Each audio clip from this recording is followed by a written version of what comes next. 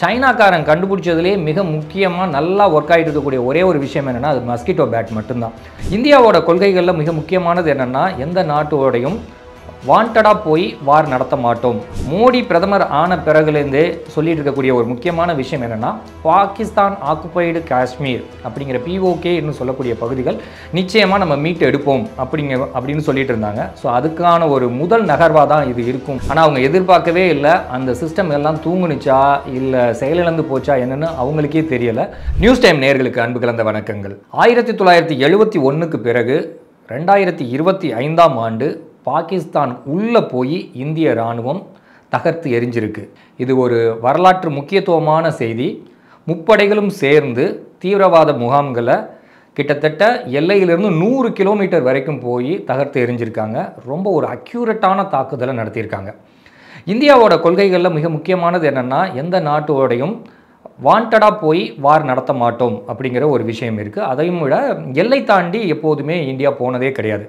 இது ரெண்டுக்குமே முற்றுப்புள்ளி வைக்கும் விதமாக 1971க்கு பிறகு பாகிஸ்தான் உள்ளேயே போய் அடித்து துவம்சம் பண்ணியிருக்காங்க. நீ படித்த ஸ்கூலில் நான் ஹெட் மாஸ்டரா அப்படிங்கிற மாதிரி எந்தவித சத்தமுமே இல்லாமல் சைலண்ட்டாக செஞ்சு முடிச்சிருக்காங்க இந்த சம்பவத்தை. நம்ம யாருன்றது முக்கியம் இல்லை, நம்மளால் என்ன முடியுன்றது தான் முக்கியம். நமக்கு செட் ஆகுதுல்ல இந்த டைலாக். உலக நாடுகள் எப்படி பார்க்குது அப்படிங்கிறத எல்லாருமே பார்த்துருப்போம். அதெல்லாம் தாண்டி மிக முக்கியமான விஷயம், கிட்டத்தட்ட 15 நாட்களுக்கு பிறகு இந்த திட்டத்தை ரொம்ப நேர்த்தியாக செயல்படுத்தியிருக்காங்க இந்திய இராணுவம். இந்திய இராணுவம் மட்டும் கிடையாது, முப்படைகளும் சேர்ந்து பண்ணியிருக்காங்க. இது ஒரு மிக முக்கியமான விஷயம். இந்தியாவோட திட்டம் அப்படிங்கிறது பார்த்தீங்கன்னா ரொம்பவே அலட்டிக்கவே இல்லாமல் ரொம்ப சைலண்ட்டாக நுணுக்கமாக இதை எக்ஸ்பர்ட்ஸ் பண்ண மாதிரி எக்ஸ்பர்ட் தான் உண்மையாலுமே பண்ணியிருக்காங்க. ஸோ இந்திய இராணுவம் எவ்வளோ அறிவு சார்ந்த இராணுவம் அப்படிங்கிறத உலக நாடுகளுக்கு இதை எடுத்துரைச்சிருக்காங்க.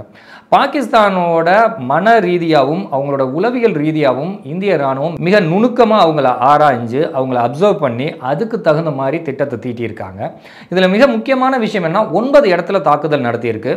மோடி பிரதமர் ஆன பிறகுலேருந்தே சொல்லிட்டு இருக்கக்கூடிய ஒரு முக்கியமான விஷயம் என்னென்னா பாகிஸ்தான் ஆக்குபைடு காஷ்மீர் அப்படிங்கிற POK சொல்லக்கூடிய பகுதிகள் நிச்சயமாக நம்ம மீட்டு எடுப்போம் அப்படின்னு சொல்லிட்டு இருந்தாங்க. ஸோ அதுக்கான ஒரு முதல் நகர்வாக தான் இது இருக்கும் அப்படிங்கிறத நிறைய அறிஞர்கள் வல்லுநர்கள்லாம் சொல்லிட்டு இருக்காங்க.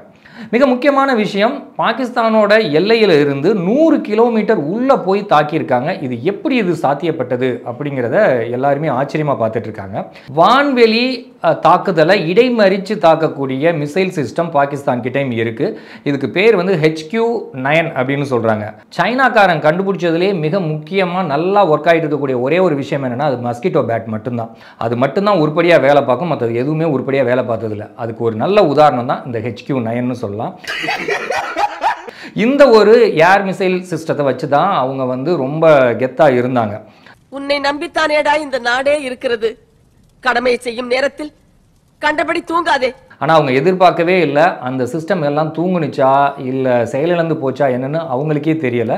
மன்னா என்ன தூங்கி விட்டேனாம், அதை பெரிய துக்கமாக பேசுகிறார். ஸோ அது கண்ணில் மண்ணை தூவிட்டு போய் அடித்து துவம்சம் பண்ணியிருக்காங்க. மிக முக்கியமான விஷயம் என்னென்னா தீவிரவாத முகாம்கள் மட்டும்தான் குறிவைச்சு தாக்கப்பட்டிருக்கு. எந்த விதமான பப்ளிக்கோ இராணுவ முகாம்களோ எதுவுமே இல்லை அப்படிங்கிறத இந்திய தரப்பில் இருந்து அறிக்கைகள் வெளியிட்டிருக்காங்க. ஏன்னா உலக நாடுகளில் சமர்ப்பிக்கும் பொழுது பொது ஜனங்களுக்கு எந்த விதமான பாதிப்புகளும் இல்லை. எங்கள் நாட்டுக்குள்ளே தீவிரவாதிகள் ஊடுருவி எங்கள் மக்களையும் வெளிநாட்டு மக்களையும் தாக்கியிருக்காங்க. அதுக்கு பதிலடியாக தான் இதை செஞ்சிருக்கோம் அப்படிங்கிற ஒரு நேர்த்தியான விஷயத்தை உலக நாடுகள்கிட்ட சொல்லியிருக்காங்க. ஏன்னா இது போரா நாங்கள் கன்சிடர் பண்ணல, எங்களை நோக்கி வந்தவங்களுக்கு ஒரு தக்க பாடம் புகட்டணும் அப்படிங்கிறதுக்காக அந்த தீவிரவாத முகாம்கள் மட்டும் சரியா குறி வச்சு தகர்க்கப்பட்டிருக்கு. ஏன்னா மோடிஜி முன்னாலே சொல்லியிருந்தது என்னன்னா இது சம்பந்தப்பட்ட யாரா இருந்தாலும் ஆணி வேர் களையப்படும், அந்த ஆணி வேரே அறுத்து எறியப்படும் அப்படிங்கிற மாதிரி தான் சொல்லியிருந்தாங்க. ஸோ அந்த மாதிரி ஒரு மிக முக்கியமான விஷயம்தான் தீவிரவாதிகளோட முகாம்கள் எங்கெங்கே இருக்குது அப்படிங்கிறத ரொம்ப நுணுக்கமாக கண்டுபிடிச்சு நம்மளுடைய உளவு அமைப்பான ரா இதை நேர்த்தியான தகவல்களை கொடுத்துருக்காங்க. அதன் அடிப்படையில் நேற்று இரவு 1 மணிலேருந்து 1:30 மணிக்குள்ளே இதை சக்ஸஸ்ஃபுல்லாக முடிச்சிருக்காங்க. இந்தியர்களாகிய நம்ம எல்லாருமே ஒரு பெருமைப்படக்கூடிய ஒரு விஷயம்தான். ஏன்னா இந்தியாவுக்கு இது உலக அரங்கில் ஒரு பெரிய பேர் எடுத்து கொடுக்கும் அப்படிங்கிறதுல எந்த விதமான மாற்றமும் இல்லை. ஸோ இப்போ நம்ம வந்து அக்யூரட்டாக தீவிரவாத முகாம்களை அழிச்சிட்டோம். அவங்களோட அடுத்த கட்ட நகர்வு எப்படி இருக்கும் அப்படிங்கிறது ஒரு கேள்விக்குறி. ஸோ அவங்க வந்து தாக்கிடுவாங்களா? பதிலுக்கு கண்டிப்பாக இன்னைக்கு நைட்டு என்ன செய்ய போகிறாங்க அப்படிங்கிறத வந்து எல்லாருமே ஆச்சரியமாக பார்த்துட்ருக்கோம், ஒரு அச்சத்தோடையும் பார்த்துட்ருக்கோம். ஏன்னா அவ்வளோ சாதாரணமாக பாகிஸ்தான் வந்து இந்தியாவை அடிச்சுட்டு அதுக்கப்புறம் நிம்மதியாக தூங்கிட முடியுமா அப்படிங்கிறது எல்லாருக்குமே தெரிஞ்ச விஷயந்தான். ஏன்னா நம்மளோட மிசைல் சிஸ்டமாக இருக்கட்டும், நம்மளுடைய பாதுகாப்பு அரண்னு சொல்லக்கூடிய சிஸ்டமாக இருக்கட்டும், இது எல்லாமே வந்து ரொம்ப ரொம்ப எக்ஸ்பர்ட்டான விஷயங்களை வச்சு தான் நம்மளோட பாதுகாப்புகள் இருக்குது. ஸோ அதனால் நம்ம வந்து அச்சப்பட தேவையில்லை. மீண்டும் ஒரு முறை பாகிஸ்தான் இது போல் வாழ ஆட்டுனுச்சுன்னா அதோட பின் விளைவு ரொம்பவே மோசமாக இருக்கும் அப்படிங்கிறது எல்லாருக்குமே தெரிஞ்ச விஷயம்தான்.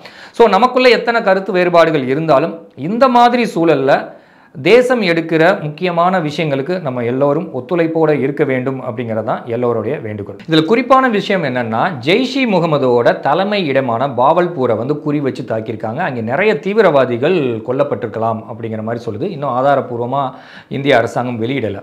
இதில் முக்கியமான விஷயம், வான்வழி தடுப்பு அரண்னு சொல்லக்கூடிய HQ-9ஓட கண்ணில் மண்ணை தூவிட்டு இந்திய விமானத்தோட ரஃபேல் விமானங்கள் ரொம்ப நுணுக்கமாக வந்து தாக்குதல் நடத்தியிருக்கு. இந்த வான்வழி அரண் அப்படிங்கிறப்ப வந்து பார்த்தீங்கன்னா, நம்ம இஸ்ரேல் போகிறப்ப வந்து நம்ம எல்லாருமே கேள்விப்பட்டிருப்போம். அவங்களோட சிஸ்டம் வந்து பார்த்தீங்கன்னா அயன் டோம் அப்படின்னு சொல்லுவாங்க. இது வந்து இஸ்ரேலோட ஒரு மிக முக்கியமான ஒரு அரணாக செயல்படும். அதாவது வெளிநாட்டில் இருந்து அவங்களோட எல்லைக்கு வெளியில் இருந்து எந்த ஒரு வான்வெளி தாக்குதல் தயாரானாலும் அடுத்த நிமிஷமே இந்த அயன் டோம் வந்து ஆக்டிவேட் ஆகி அதை நடு வானிலே சுட்டு வீழ்த்தப்படும் அப்படிங்கிறது தான் அந்த இஸ்ரேலோட ஒரு பாதுகாப்பு அரண். இந்த மாதிரி விஷயத்தை தான் HQ-9 வந்து இருக்கும் அப்படின்னு ரொம்ப ஆசையோட சைனா கிட்டேருந்து வாங்கியிருந்தாங்க.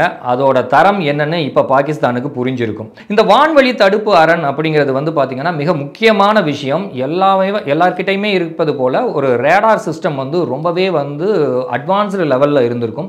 அந்த மாதிரி இருக்கக்கூடிய வான்வழி தடுப்பு அரணை தான் வந்து தகர்த்து எறிஞ்சிட்டு இந்திய ராணுவம் போய் சக்சஸ்ஃபுல்லாக அந்த ஆபரேஷனை முடிச்சுட்டு வந்திருக்காங்க. இந்த போர் குறித்து நிறைய பேர் பேசக்கூடியவங்கலாம் என்ன சொல்லுவாங்கன்னா, இந்த வான்வழி அரணை வந்து இப்போ ஃபார் எக்ஸாம்பிள் இஸ்ரேலே எடுத்துக்கிட்டோம்னா அங்கே இருக்கக்கூடிய அயன்டோம் சிஸ்டத்தை வந்து எப்படி கன்ஃபியூஸ் பண்ணாங்க பாலஸ்தீனியர்கள். அதாவது வந்து அந்த பேராகிளைடர் இது மாதிரி வந்து நிறைய உள்ளுக்குள்ளே போனோன்னா அந்த சிஸ்டம் வந்து கன்ஃபியூஸ் ஆகிடுச்சு.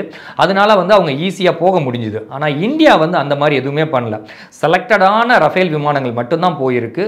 பர்டிகுலராக 9 பிளேசஸ் மட்டும்தான் டார்கெட் வச்சுருக்காங்க. அதுலேயும் 3 இடங்கள் வந்து பார்த்தீங்கன்னா பாகிஸ்தான் ஆக்குபைடு காஷ்மீருக்குள்ளே இருக்குது. இந்த 6 இடங்கள் மட்டும்தான் பாகிஸ்தான் எல்லையை தாண்டி இருக்குது. அந்த 6 இடங்களும் ரொம்ப முக்கியமான தீவிரவாத முகாம்கள், பயிற்சி கொடுக்கக்கூடிய இடங்கள். இதை மட்டுமே வந்து இந்திய ராணுவம் வந்து அக்யூரட்டாக அடித்து நகர்த்தி இருக்கிறதுனால வெளிநாடுகள் வந்து நம்மளை எதுவுமே ஒரு கேள்வி கேட்க முடியாத ஒரு சூழலில் இருக்குது. ஏன்னா நாங்கள் வந்து போர் தொடுக்கலை, எங்களுடைய மக்களை எங்கள் நாட்டுக்குள்ளே வந்த தீவிரவாதிகளை அவங்களோட முகாம்களுக்கு சென்று அழிச்சிருக்கோம். நாங்க தப்பு பண்றவங்க இல்ல, தப்பு தட்டி கேட்கறவங்க. முன்னால நம்ம சர்ஜிக்கல் ஸ்ட்ரைக் எல்லாம் பண்ணதை பார்த்துருவோம். அது வந்து ஒரே ஒரு இடம் மட்டும்தான் கரெக்டாக ஒரே நாள சம்பவத்தை முடிச்சுட்டு வந்துட்டாங்க. ஆனால் இன்னைக்கு வந்து 9 இடங்கள் ஒரே டைம்ல 25 நிமிஷத்துக்குள்ள 9 இடத்துலையும் வேறு வேறு இடங்கள்ல வேறு விதமான தாக்குதல்களை நடத்தி சக்சஸ்ஃபுல்லாக முடிச்சிருக்காங்க இந்திய ராணுவம்.